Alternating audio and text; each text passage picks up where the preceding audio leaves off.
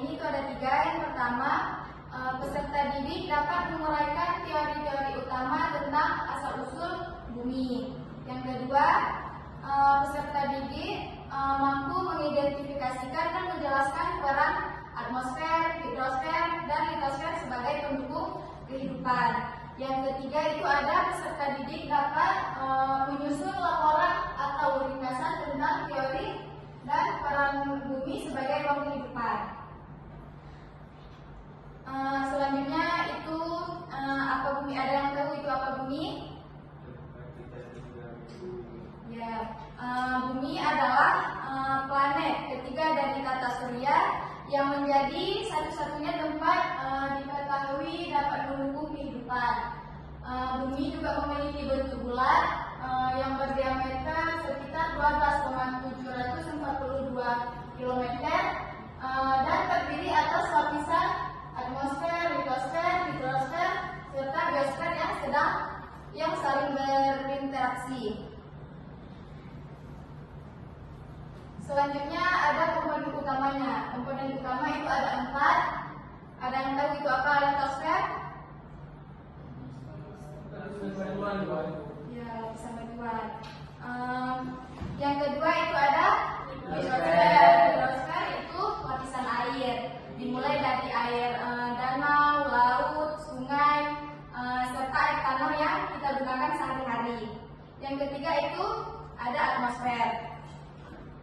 Atmosfer ini lapisan udara. Lapisan udara di mana udara ini sangat penting bagi kita dan adanya atmosfer ini kita bisa bernafas dan kita juga terlindung dari panas matahari seperti yang sekarang ini. Yang terakhir itu ada biosfer. Tahu apa itu biosfer?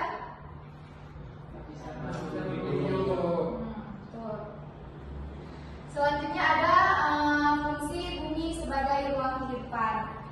Nah, fungsi bumi sebagai ruang kehidupan ini sebagai tempat tinggal semua makhluk hidup, mulai dari manusia, hewan, hingga tumbuhan. Bumi ini juga menyediakan tanah untuk bercocok tanam, air untuk minum dan kebutuhan sehari-hari, udara untuk bernafas, serta hutan, laut, dan mineral yang bisa digunakan untuk kehidupan.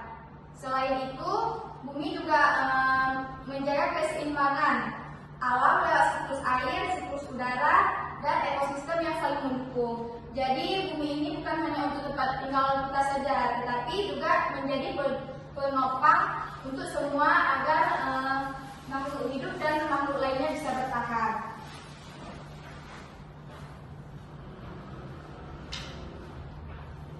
Selanjutnya ada tantangan dalam pemanfaatan bumi. Yang pertama itu ada eksploitasi sumber daya alam yang berlebihan. Nah, eksploitasi sumber daya yang berlebihan ini artinya kita memakai atau mengambil hasil yang terlalu banyak tanpa memikirkan akibatnya.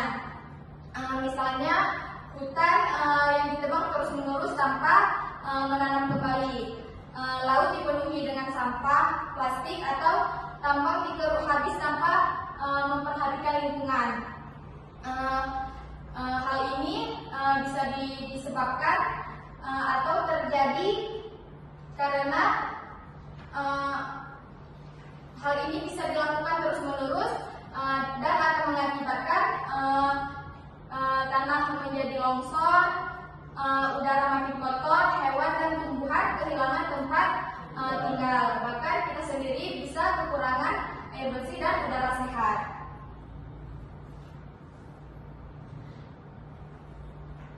Yang kedua itu ada pencemaran lingkungan. Yang ketiga ada perubahan iklim global, dan yang keempat ada kerusakan ekosistem. Selanjutnya ada upaya menjaga bumi. Yang pertama adalah pengelola SDA secara bijak. Nah, sumber daya alam ini sangat terbatas, jadi kita harus gunakan seperlunya saja, tidak boleh boros. Seperti hemat listrik, penggunaan air dan lain sebagainya. Yang kedua ada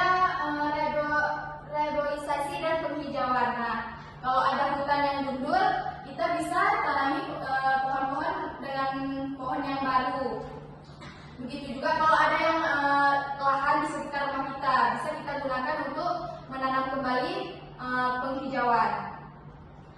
Yang terakhir adalah pengurangan pencemaran. Kita bisa menjaga lingkungan dengan cara tidak membuang sampah sembarangan dan udara tersebut menjadi udara yang lebih sehat dan